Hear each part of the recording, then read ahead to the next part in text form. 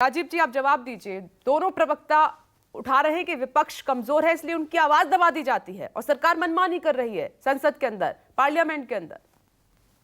विपक्ष मजबूत हो, ये भी विपक्ष को निर्धारित करना है। विपक्ष अगर अच्छे मुद्दे उठाएगा, विपक्ष अगर दूसरों के अधिकारों की बात करेगा, विपक्ष अगर जनहित के बिलों को पास होने देगा, तो मुझे लगता है विपक्ष भी मजबूत हो जाएगा। लेकिन ये बार बार बोल देना कि हम कमजोर हैं, कमजोरी के ऊपर तो आकलन नहीं करना।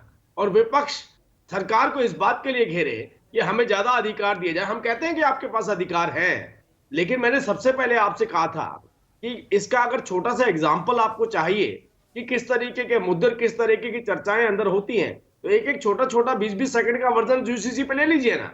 अभी आपने लिया ना, उन्होंने कहा हिंदू महिलाओं को अधिकार दीजिए। अरे मैं अभी यूसीसी की बात कर रहा हूँ। यूसीसी का मतलब होता है यूनिफॉर्म सिविल कोड। मैंने मुस्लिम महिलाएं नहीं बोला, मैं मुस्लिम शब्द नहीं यूज कर रहा हूं। तो बताइए आपके क्या विचार है इसके ऊपर, अभी विचार अपने प्रकट कीजिए, उसके बाद राजीव जी मुझे ये बताइए, जो 7 बिल हुए हैं इंट्रोड्यूस, उसमें जनता के हित के कौन कौन से हैं, जिसमें मुझे लगता है महंगाई, इकोनॉमी, बेरोजगारी, इनसे भी रिलेटेड कुछ ना कुछ होगा उसमें, आप बता सकते हैं क्या? नहीं, अंतरराष्ट्रीय कोई भी बिल नहीं होता।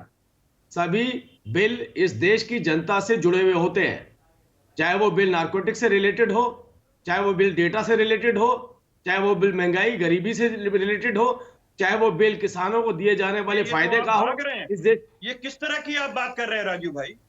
यहाँ आप किस तरीके की बातें कर रहे हैं?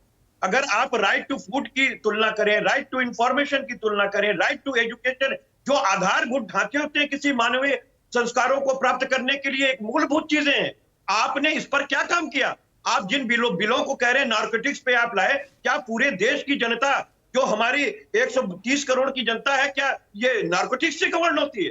वो तो ऐसे बिल नहीं है, वो नकारात्मक बिल है, वो आपराधिक चीजों को रोकने के लिए बिल है। मैं तो आपको बार बार इस बात को कहना चाहता हूं, किस अंतरराष्ट्रीय कानून को आप बनाना चाहते हैं? आप तो अब अंतरराष्ट्रीय पार्टी बन चुके हैं। आप जनता से जुड़े मुद्दों पर बात कब करेंगे? आप महंगाई को कंट्रोल करने के लिए बिल कब लाएंगे? आपने जो अराजकता जो है कालाबाजारी के लिए एसेंशियल कमोडिटीज एक्ट में परिवर्तन किया, उस पर बात क्यों नहीं करेंगे? आप किसानों को पावर्ड करने की बात क्यों नहीं करेंगे? आप 10 लाख करोड़ रुपए जैसे होता वैसे आप राइट ऑफ कर देते हैं और आप किसानों को पावर्ड नहीं करना चाहते। इस पर बिल कब लेकर के आएंगे? यही तो राजीव जी सही बात है। कौन से मुद्दे हैं जो पूरे देश से जुड़े हुए हैं, तो तय आपको ही करना है ना। नहीं, आपने कहा ना सदन के अंदर क्यों नहीं चर्चा होती, तो अच्छा हुआ आपकी डिबेट पे आधी सदन तो आपको देखने को मिल गई। अब मैं आपसे कह रहा हूं, कई बार क्या होता है, हम अपने किसी भी मुद्दे को नारा बना लेते हैं।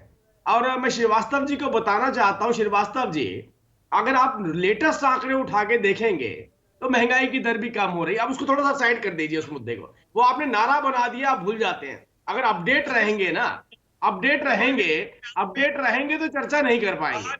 कपिल जी आ रही हूं। नमस्कार, मैं हूं मानक गुप्ता। अगर आपको हमारा ये वीडियो पसंद आया हो तो इसे लाइक और शेयर जरूर करें, और हां, हमें सब्सक्राइब और फॉलो करना ना भूलें, ताकि आप देश और दुनिया की कोई खबर मिस ना करें। तो जुड़े रहिए हमारे साथ और देखते रहिए न्यूज़ 24।